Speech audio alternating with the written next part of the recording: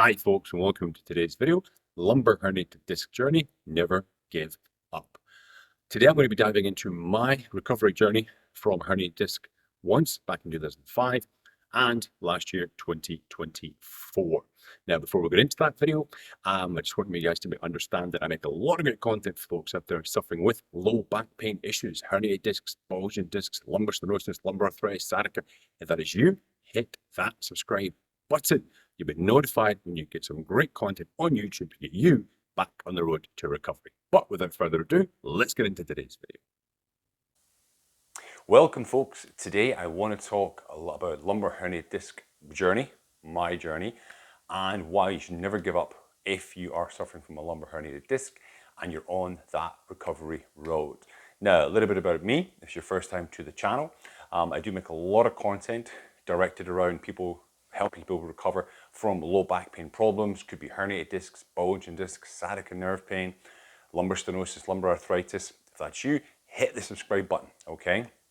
Now, today I want to go into more of my journey from my herniated discs, bulging discs. And I'm going to take you back, actually quite a lot, back to 2005, because I originally herniated my L5-S1 back in 2005, disc bulge L4, L5, a lot of really bad sciatica, couldn't walk for a while, and it was excruciating pain. I was much younger then, it was almost 20 years ago. I brought myself back with my own rehab program, different stretching techniques, mobility techniques.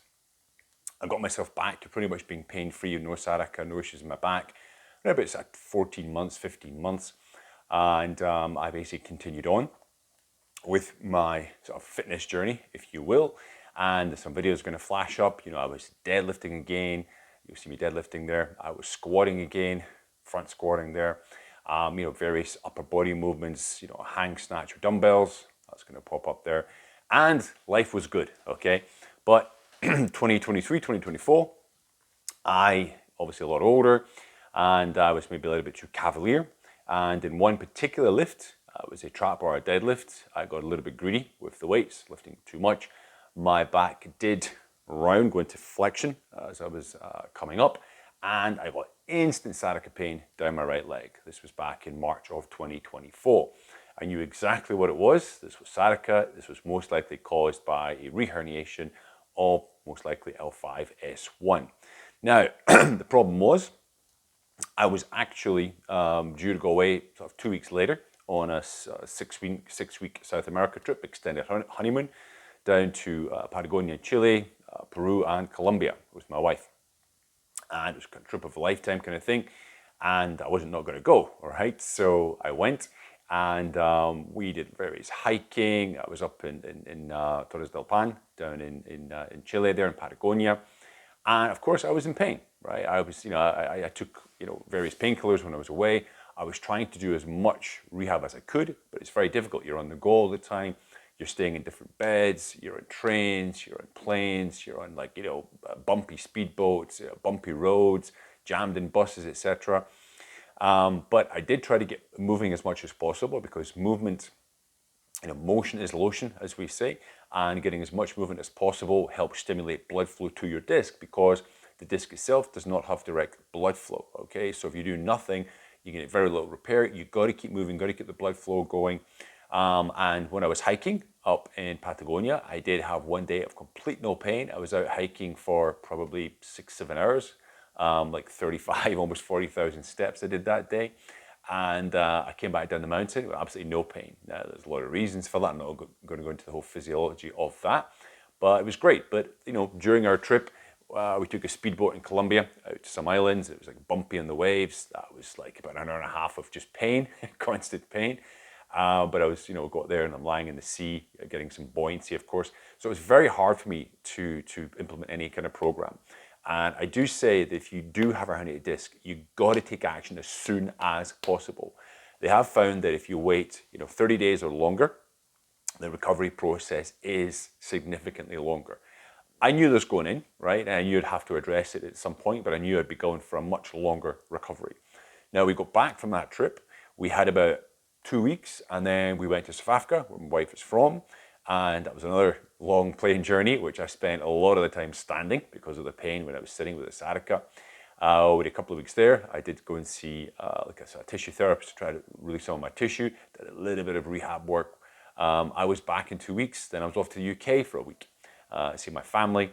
So literally I had 2 months of like constant traveling. I think we did something like, I want to say it was 72. No, sorry, it was like 9 hours a week over the course, so 63 hours over the course of 7 weeks, like 9 hours a week in planes. That's how crazy it was, which is not good for sciatica nerve pain trying to recover. So it took me a good 2.5, 3 months before I could start addressing the issue properly, which is, most likely sort of middle of last year, 2024. And I went back to what I know. I went back to the basic rehab plans of, bird dogs, a lot of decompression, a lot of walking, so 12, 15,000 steps a day. And I knew this would be a much longer process because I don't care what people tell you, on other internet channels, on blogs. People say, oh yeah, 6-week recovery. Okay, that's not true. It's a lie. Okay, you may have a decrease in symptomatic pain, 6 weeks, 8 weeks, but recovery and healing are two different things. And one of the big factors is age. If you are over 45, okay, 40, 45, your healing processes take a lot longer. And I'm just talking about a little bit. It is an exponential sort of curve up, okay, significantly longer. So if you're over 45 and watching this, and it's been on a year with your pains, it is normal. You just got to trust the process. Because after 45, nerve regeneration takes significantly longer. The disc itself, the morphology changes. It's not this squidgy, spongy thing we have in your 20s. It can be much more basically sort of like hardened, gristly type of material as you get older. That takes a lot longer. And a lot of our repair factors, things like IGF-1 decreases we age. These things which all go into our sort of healing, everything takes longer, autophagy, etc., etc. Okay, so it is quite normal for your recovery to take longer after 40, 45. Now, I knew this going in, okay? And I basically went this February 2025 because obviously my pain was ongoing and I wanted to see a lot for you guys, actually, to tell my channel what the condition was. So I got the MRI in February of this year, 2025, and it was, as I suspected, L5S1 herniation. A lot of dehydration in my discs from lumbar, apart from L4, L5. Disc bulge is sort of small protrusions at L1, L2, L3, L4, L4, L5. Okay, so kind of what I expected to see. And yes, the L5S1 was protruded, it was touching the sciatica nerve, which of course is why I was having sciatica nerve pain, right? So that gave me confirmation of what I already pretty much knew. An MRI should just be used as a supplementary diagnostic tool. You shouldn't just look at that solely because a lot of people will have no pain, no issues, and have bulging herniated discs. Other people, will have lots of pain and have no disc issues. Okay, so it's not a be-all and end-all MRI. It just gives you a guide. And I just mentioned earlier the sort of recovery versus healing. Okay, because physiological healing takes a long time, right? If you tear a ligament in your knee, which I have done, you're looking at about 18 months or so for full collagen regeneration and layering to be back in that particular ligament, sometimes longer. Because what we call white tissue, it doesn't get a lot of blood flow. The disc has no direct blood flow. So typically the disc itself will dehydrate, there'll be phagocytosis, autophagy, it will shrink, yeah.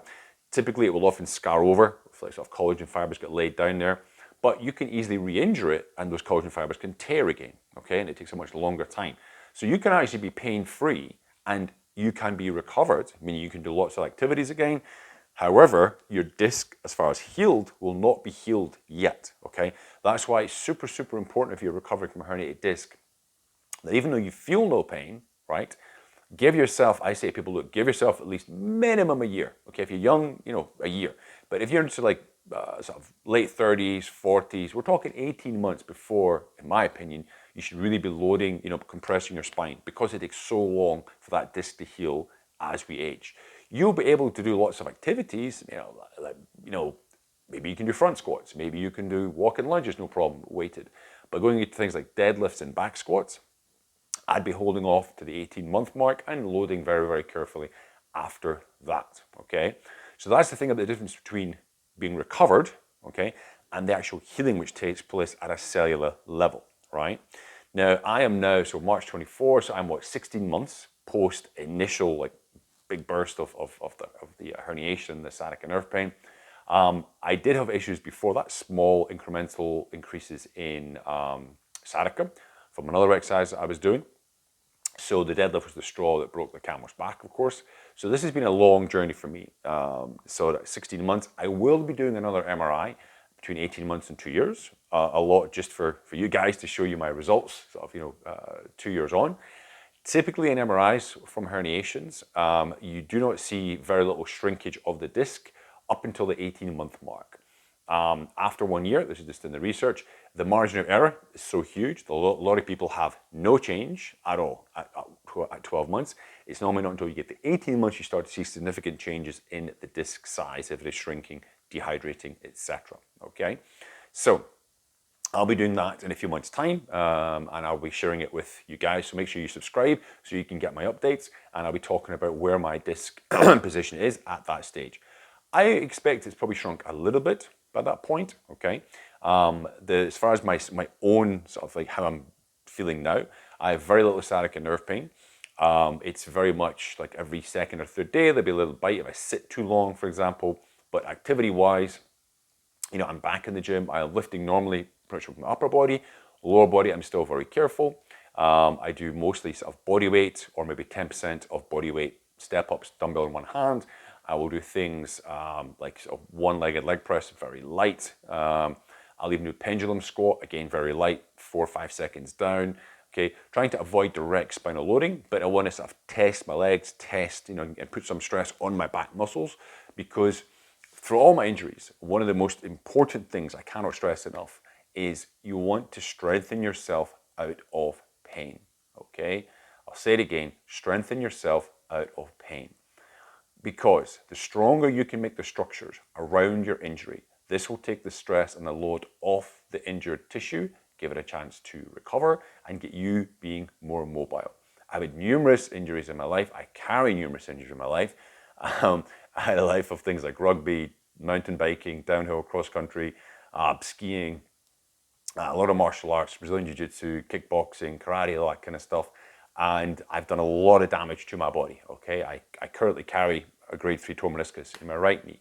I've had torn limbs in both hips. I have FAS syndrome in both hips. I've had bursitis in both hips. I've got a torn labrum in this shoulder. I landed on my head on a mountain bike injury, and I've got some damaged vertebrae and end plates and discs in my cervical spine. And of course, I've got my lumbar spine injuries as well, okay? But I can pretty much say most of the time I'm 99% without pain, apart from this sort of lingering little bit of sciatica.